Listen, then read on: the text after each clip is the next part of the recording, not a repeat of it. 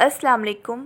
पुरानी कहानियाँ और दिलचस्प किस्से देखने के लिए मेरे चैनल को कर दें सब्सक्राइब और साथ दिए गए बेल आइकन को लाजमी प्रेस करें ताकि आपको मेरी आने वाली हर न्यू वीडियो वक्त पर मिल सके।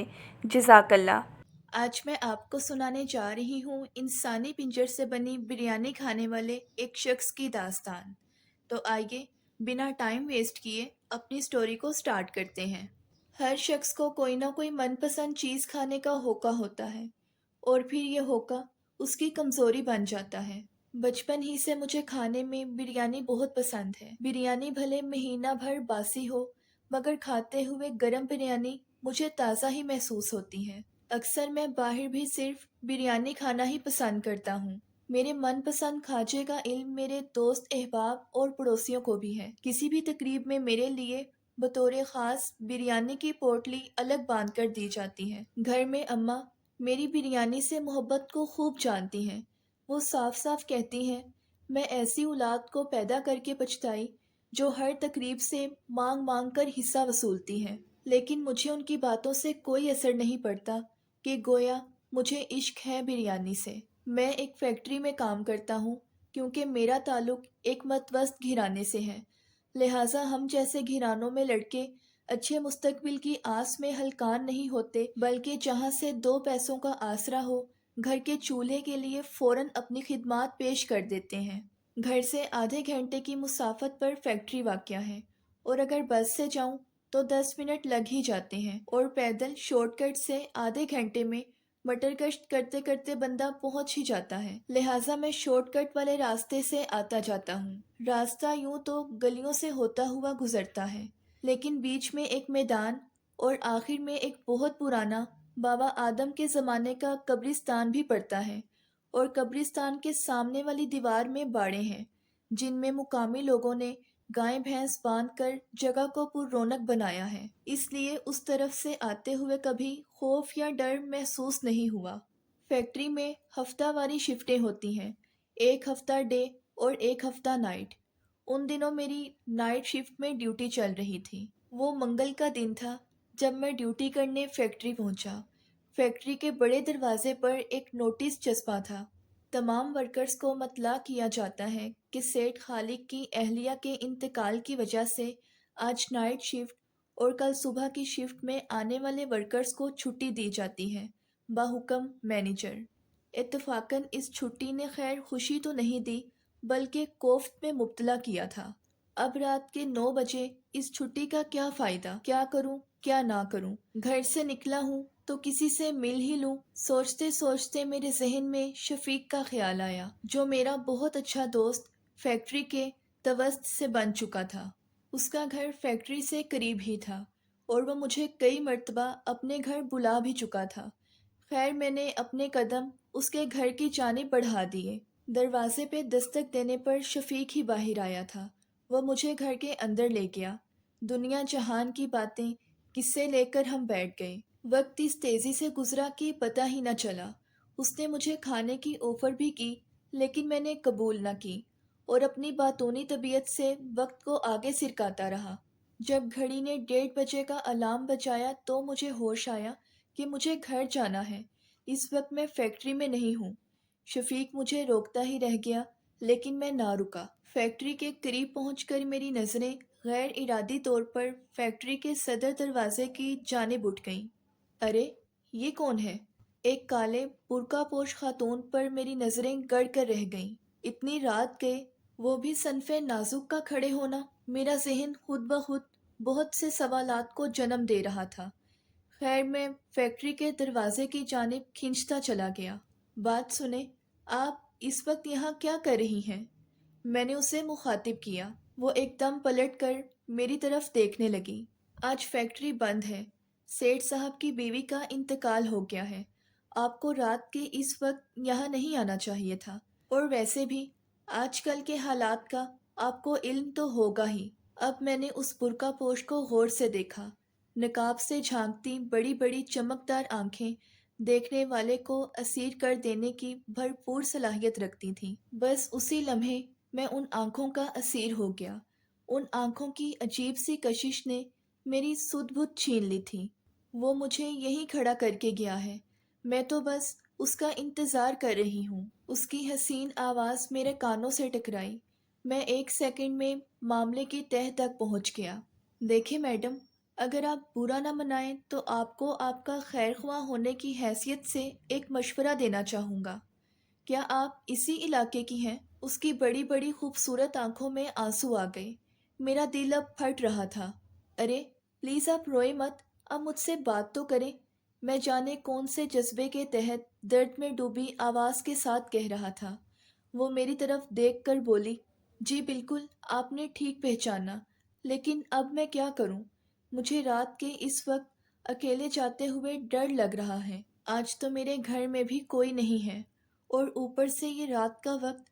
وہ اپنی بات مکمل کیے بغیر رونے لگی۔ میں نے ہمدردی سے اسے اپنے ساتھ گھر تک پہنچانے کی آفر کی، جسے اس نے فوراً قبول کر لیا۔ اب میں اس کی سربراہی میں، جس نے اپنا نام ریشما بتایا تھا، ریشمی ڈوری میں بندھا چلا جا رہا تھا۔ مجھے پتہ بھی نہ چلا کہ کتنی مسافت طے ہو گئی ہے۔ رات کی ٹھنڈی ہوا ریشما کی سنگت میں مجھے اڑائے چلے جا رہی تھی۔ جی چاہتا تھا یہ سہانا سفر کبھی ختم ہی نہ ہو، مگر جس طرح ہر سفر کی منزل ہوتی ہے، اسی طرح اس سفر کی منزل یعنی ریشما کا گھر بھی آ گیا۔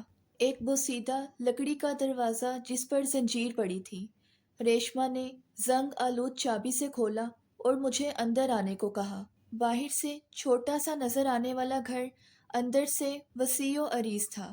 بڑا سا صحن تھا جس کے ایک کونے پر ہینڈ پمپ لگا ہوا تھا۔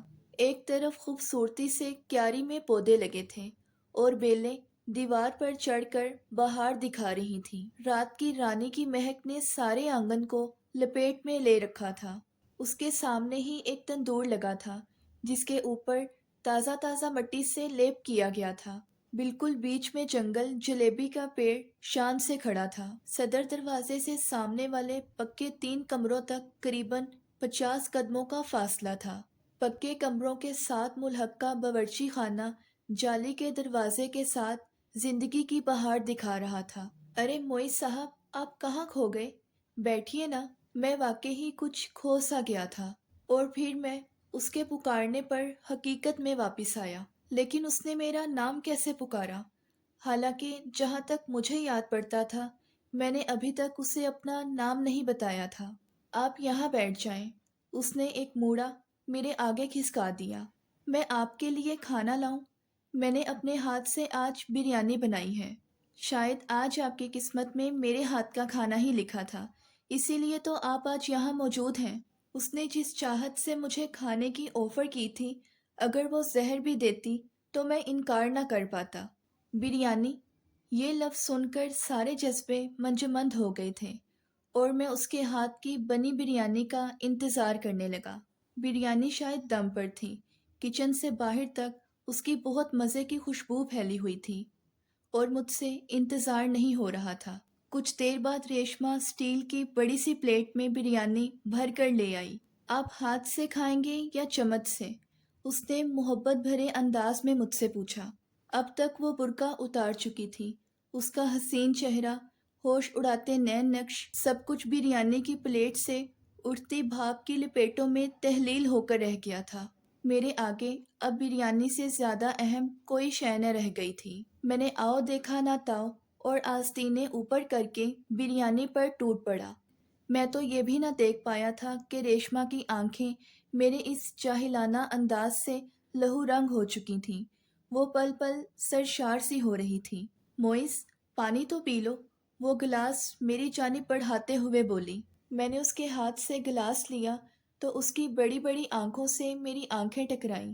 میں نے دیکھا کہ اس کی آنکھوں کی پتلیاں لال انگارہ ہو چکی تھیں۔ میں نے گھبرا کر گلاس پکڑا، پانی کی طرف دیکھا تو پانی کا رنگ لال تھا۔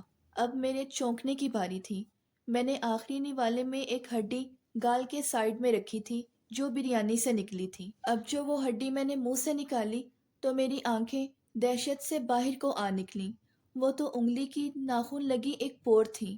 اب بریانی کی پلیٹ میں جا بجا انسانوں کی انگلیاں نظر آ رہی تھی۔ میں نے اپنا پاؤں آگے کی جانب بڑھانا چاہا تو مجھے لگا کہ میرے پاؤں میں لوہے کی وزنی بیڑیاں ڈال دی گئی ہیں۔ میرا وجود ٹھنڈا ہونے لگا۔ ریشما، یہ سب کیا ہے؟ میں نے مری ہوئی آواز کے ساتھ اسے پکارا۔ اس کا بلند قہقہا فضا میں گونجا۔ ارے یہ تو کچھ بھی نہیں ہے، تو بہت بہادر ہے نا۔ آج ایک بہادر آدمی کا قیمہ بنا کر کل کباب کھاؤں گی۔ بڑے دن ہو گئے تیرے جیسا تازہ تازہ گوشت کھائے۔ وہ فلک شگاف قہقہا لگاتے ہوئے دوبارہ سے گویا ہوئی۔ خوف کی سرسراہٹ سے میرا وجود ٹھنڈا ہونے لگا۔ مجھے اپنی موت سامنے ناچتی ہوئی محسوس ہوئی۔ یہ جو ابھی میں نے بریانی کھائی تھی، یہ انسانی گوشت سے بنائی گئی تھی۔ اب منظر تبدیل ہو گیا تھا۔ دیکھتے ہی دیکھتے سامنے لگی کیاری سوکھ کر جھاڑ جھنکار میں بدل گئی۔ تندور کا چبوترا اندر کو گر کر بے ڈھب ہو گیا تھا۔ سامنے بنا کچن اور کمرے آثار قدیمہ کا منظر دکھانے لگے تھے۔ جنگل جلیبی کا پیڑ ڈھیر سارے مکڑی کے جالوں کے ساتھ ڈرانے لگا تھا۔ اب میری نظر ریشما پر پڑی تو میری چیخ نکل کر رہ گئی۔ ریشما بال کھولے، سفید چوغا پہنے، بڑے بڑے دانت لیے، گوشت سے خالی ڈھانچے کے ساتھ کھڑی تھی۔ وہ بلند ہونے لگی اور اچانک آسمان تک جاتی نظر آنے لگی۔ مارے دہشت کے میرا برا حال تھا۔ میرے پیر کی بیڑی اب تک میرے پیروں سے لپٹی تھی۔ میں پوری طاقت کے ساتھ پیر مارنے لگا۔ میرے پیروں سے لہو رسنا شروع ہو گیا تھا۔ میں فوراً اپنے دل میں آیت الکرسی کا ورد کرنے لگا، اور پھر جیسے میں ہوش و حواس میں آ گیا تھا، جو صورتیں مجھے یاد تھیں میں صدقے دل کے ساتھ انہیں پڑھنے لگا اور خدا سے اپنے اعمال کی معافیا مانگنے لگا۔ اچانک میں نے دیکھا کہ ایک بزرگ ہستی بالکل میرے عین سامنے آ گئی ہے۔ میں بے ہوش ہو رہا تھا۔ بزرگ نے آتے ہی اس چڑیل کو اپنے ہاتھ میں پکڑی ہوئی بوتل سے کچھ دانے نکال کر مارنے شروع کر دیے۔ چھوڑ دے، آج مجھے اسے کھا لینے دے، بہت بھوکی ہوں میں۔ چھوڑ دے، آج میں تیرے ہاتھ ہرگز نہیں آؤں گی، وہ چڑیل کرب سے چلا اٹھی۔ بزرگ نے پڑھائی جاری رکھی اور مسلسل اس پر کینکر پھینکتے رہے۔ وہ چڑیل بے بس ہو کر اس بوتل میں واپس آ گئی اور بزرگ نے پڑھائی کرتے کرتے اس بوتل کا منہ بند کر دیا۔ آج پھر تیری شرارت کسی معصوم کی جان لے لیتی، اب تو اس بوتل سے نکل نہیں سکتی۔ بزرگ نے بوتل اپنی جیب میں رکھ لی اور پھر کچھ پڑھ کر پھونکا تو میں ہوش میں آ گیا۔ خوش نصیب ہو تم، خدا نے تمہاری جان بچا لی، لیکن آئندہ خیال رکھنا۔ اب تم اس راستے کی جان چھوڑ دو بیٹا، آنے جانے کے لیے کسی دوسرے راستے کا انتخاب کر لو، یہی بہتر ہے۔ اس بزرگ نے میرے سر پر ہاتھ پھیرتے ہوئے کہا تھا۔ لیکن بابا جی، یہ تو میرے روز کا راستہ ہے۔ اب میں اپنے ہوش و حواس میں آ گیا تھا۔ لو یہ تعویذ لے لو، اب تمہیں کسی چیز سے کوئی ڈر نہیں۔ اللہ نے چاہا تو کوئی تمہارا بال بھی بیکا نہیں کر سکے گا۔ خدا آفاتوں بلاؤں سے تمہاری حفاظت کرے۔ بزرگ تعویذ دے کر غائب ہو گئے۔ میں اپنے اندر نکاہت محسوس کرتے ہوئے اٹھا۔ اچانک ابکائی کے ساتھ ایک الٹی آئی تھی۔ ساری بریانی باہر آئی اور اس بریانی میں ساری کی ساری انسانی انگلیاں ہی باہر آئی تھیں۔ میں اس مشکل سے باہر نکلا تو دیکھا کہ باہر قبرستان ہے اور میں خود ایک قبر سے باہر نکلا ہوں۔ میں تعویذ ہاتھ میں لے کر قبرستان سے نکل گیا اور تیز تیز قدم اٹھاتا ہوا اپنے گھر کی جانب چل دیا۔ اس واقعہ کا ذکر آج تک میں نے کسی سے نہیں کیا۔ اس واقعہ کو گزرے ہوئے 20 سال ہو گئے ہیں۔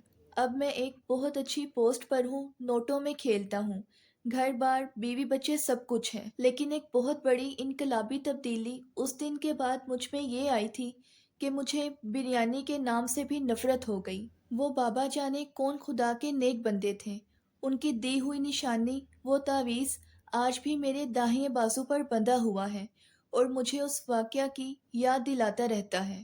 اگر آپ کو میری آج کی یہ سٹوری پسند آئی ہے تو ویڈیو کو لائک اور چینل کو سبسکرائب کرنا مت بھولیے گا۔